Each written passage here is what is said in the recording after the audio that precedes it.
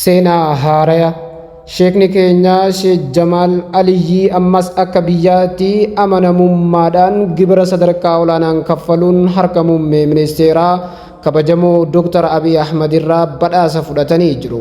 Sheek Jamaal beekumsa amantii yookiin ilmii hawaasummaan akkasumas diinagdeen fakkeenya biyyaa taatee mul'achuu keetiif gammachuu guddaatu nutti dhagahame.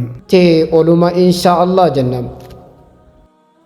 Oduu gammachiisaa guyyaa har'aa abbaan qabeenyaa Oromoo sooreysi yaadataa Junaydii baranas akka biyyaatti gibira hanga isarraa eegamuu ol kafaluudhaan sadarkaa takkaffaa qabachuun aantummaa fi jaalala biyya isaaf qabu agarsiisuun badhaasa pilaatiineemii 2 fi Special Top Award kan jedhamu muummicha ministeera Itoophiyaa Dr. Abiy Ahmad harkaa fudhatee jira. Waan nama gammachiisuun badhaasa baranaa isa bara darbeerraa wanti adda godhu sooreysi keenya yaadataan abbootii qabeenyaa gibira kafalan keessaa badhaasa addaa kan jedhamu Special Award kan jedhamu addatti namni muummee ministeeraa harkaa fudhate isa qofa ta'uu isaati.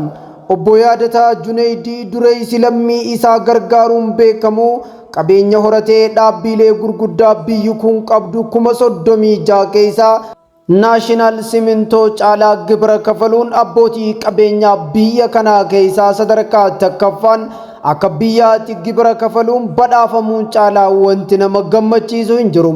Namni kun nama qabeenya isaan saba isaa gargaaruun abbaa hiyyeessaa jechuun beekamuudha. Dhiyeenya kana uummata keenya garee shiftaa finxaaleeyyii faannootiin qeerraa buqqaafamanii beelaan rakkoo hamtuu keessa jiraniif qarshii miiliyoona 10 deeggarsa taasisuun isaan ni yaadatama.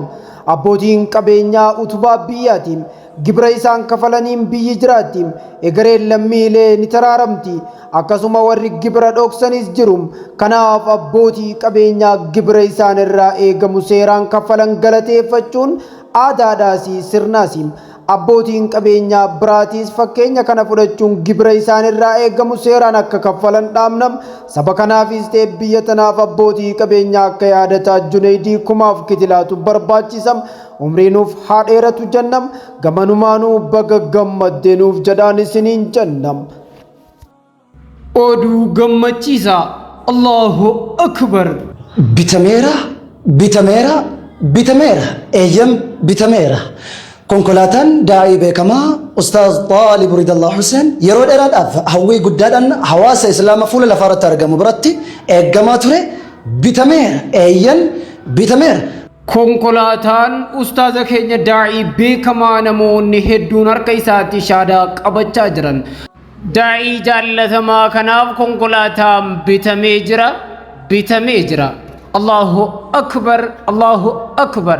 Maashaallah muslimni waan jalqabe xumuruun seenaa haarawaa jechuudha.